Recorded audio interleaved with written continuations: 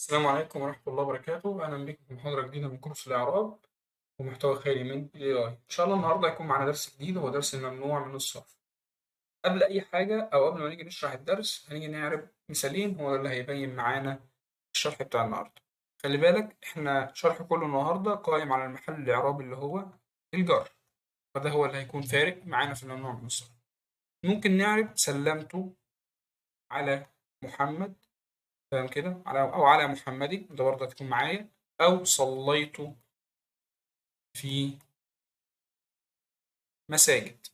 سلمت على محمد. محمد هنا اسم مجرور بعلى وعلامة جره الكسرة الظاهرة، ولحد دلوقتي مفيش أي مشكلة، وده الاسم الظاهر اللي هو يرفع بالضم وينصب بالفتح ويجر بالكسرة. لكن صليت في مساجد، مساجد هنا اسم ممنوع من الصرف، يجر بالفتحة نيابة عن الكسر، نيابة عن الكسر. فده هو ده. طب احنا عشان نعرف ليه هنا مساجد، يعني بدل ما نجرها بالكسرة جريناها بالفتحة، ده اللي احنا هيكون معانا قدام.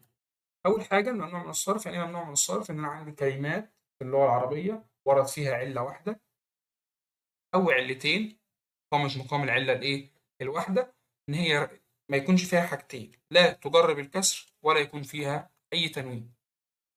طب إحنا ليه برضو؟ هنقول لك إن الكلمات ديت فيها من الثقل ما فيها، ما استحملتش إن هي تكون فيها إما يكون كسر أو يكون فيها تنوين، يكون فيها ثقل زيادة.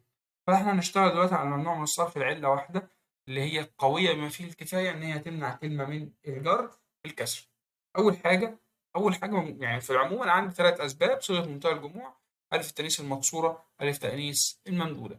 فهنمسك أول حاجة هي صيغة منتهى الجموع. قال لك هي كل صيغ منتهى الجموع هي كل جمع تكسير وقعت بعد ألف تكسيره حرفان أو ثلاث أحرف أوسطها ساكن.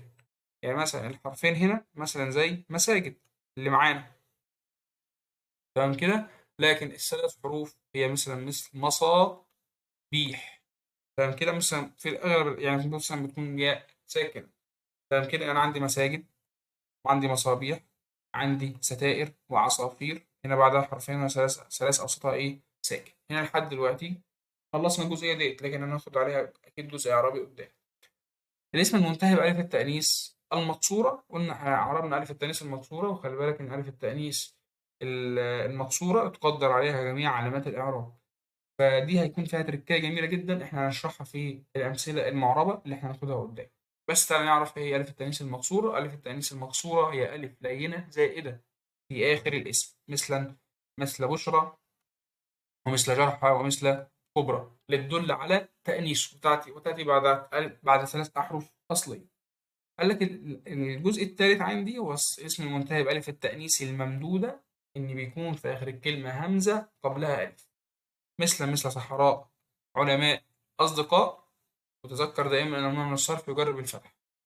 طب دلوقتي احنا خلصنا ما يقوم اللي هي العلة التي تقوم مقام العلتين، اللي هي صيغة منتهى الجموع مثل مساجد، صيغة ألف التأنيث المقصورة مثل بشرى، صيغة ألف التأنيث المقصورة مثل بشرى، ألف التأنيث الممدودة مثل صحراء وعلماء وأصدقاء. دلوقتي هل في فرق بين صليت؟ تعالى بقى نشرح الجزء الثاني في إعرابنا. صليت في مساجد، خلي بالك برضو في مثال تاني: صليت في مساجد أثرية، وصليت في مساجد القرية. هنعرف. قال لك في مساجد أو مساجد أثرية، خلي بالك إن مساجد سواء تكون لوحدها أو أثرية هتكون معاها. مساجد هنا هتكون معربة لأن هي مجرور بالفتحة نيابة عن الكسرة، لأنها صيغة منتهى الجموع، وهي علة قامت مقام علتين فمنعت الاسم من الصرف، اللي هو الكسر والتنوين. ده رقم واحد. أثرية مش تفرق معايا كتير، أثرية هنا نعت. لكن اللي يفرق معايا صليت في مساجد القرية، المساجد هنا هتكون مجرورة بالكسر عادي، مفيش أي مشكلة. طب إيه اللي خلانا نجر تحت مساجد مجرورة بالكسر ونجرها فوق بالفتحة؟ قال لك إن تحت في المثال التاني هي أضيفت لكلمة تانية، وطالما الممنوع من الصرف انضاف لكلمة تانية أو ذكر فيه الألف واللام زي ما هنشوف في الأمثال اللي عندنا. يعني مثلا صليت في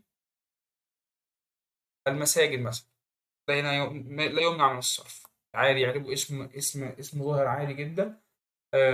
يرفع مثلا، هنشوف بقى مثلا على حسب ايه اللي هو جمع التكسير بتاعه، ده جمع التكسير مثلا، وانه مثلا يكون مثلا اللهم صل وسلم على سيدنا محمد، هيكون اعرابه زي الاعراب العادي خالص احنا خدناه في الاول، مثلا اعراب مفرد او اعراب جمع تكسير، وعلى حسب اعرابه هنعربه عادي. لكن هل احنا نعرب اعراب الممنوع من الصرف؟ لا، مستحيل ان احنا نعرب اعراب الممنوع من الصرف. تعالى نمسك الامثله بقى. صيغه منتهى الجموع: صليت في مساجد اثريه. قال لك هنا مساجد، مساجد هنا اسم مجرور فيه وعلامه جر الفتحه نيابه عن الكسره لانه ممنوع من الصرف. واثريه هنا صفه لمساجد مجرورة وعامل جره الكسرة الظاهرة. خلي بالك هنقول كلمة قدام إن النعت يتبع المنعوت في المحل الإعرابي مش الحركة دي، خلي بالك منها.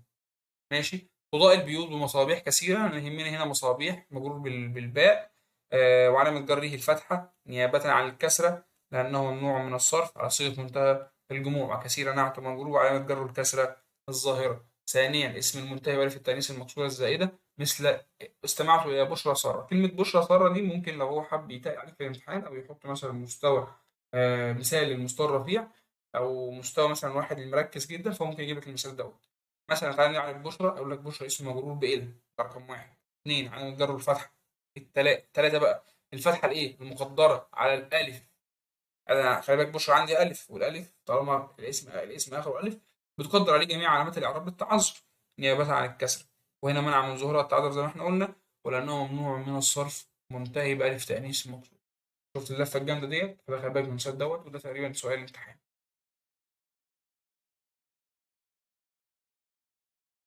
وسارة نعت المجرور على الجر والكسرة الظاهرة.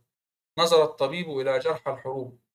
جرح الحروب دي برضه زي مساجد القرية، إن هنا جرحى هتعرب بالكسر. تمام كده. جرح اسم مجرور بإلى وعلامة جره الكسرة المقدرة على الألف للتعذر، وهو مضاف، والحروب مضاف إليه مجرور علامة جره الكسرة الظاهرة. ثالثا اسم المنتهي بألف التأنيث الممدودة الزائدة. سرت في صحراء واسعة. سرت في فعل الماضي يبني على السكون، لكن هنا صحراء عندي هيكون اسم مجرور بفيه وعلامة جره الفتحة نيابة عن الكسر لأنه ممنوع من الصرف. واسعة نعت مجرور وعلامة جره الكسرة الظاهرة. مثال: التقيت بأصدقاء مخلصين. أصدقاء، هنا أصدقاء اسم مجرور بالباء وعلامة جره الفتحة نيابة عن الكسر لأنه ممنوع من الصرف. وهنا منتهي بألف تأنيث إيه؟ ألف تأنيث ممدودة زائدة. ومخلصين برضو بتكون نعم. خلي بالك في التركية الجميلة ديت. مثلا أنا عندي هنا علماء اللاء يجرب الفتح، لكن مررت بالعلماء هنا يجرب الكسر لأنه معرف بقلب، ولكن مررت بعلماء الأمة هيكون يجرب الكسر برضه لأنهم إيه مضاف. وكده يكون خلصنا نهاية الجزء الأول في علة قامت مقام علتين منعت الاسم من الصرف اللي هو الكسر والتنوين. وإن شاء الله يكون في الجزء الثاني في الأسبوع الجاي إن شاء الله هنعرف العلتين التي تمنع الاسم من الصرف. وشكرا.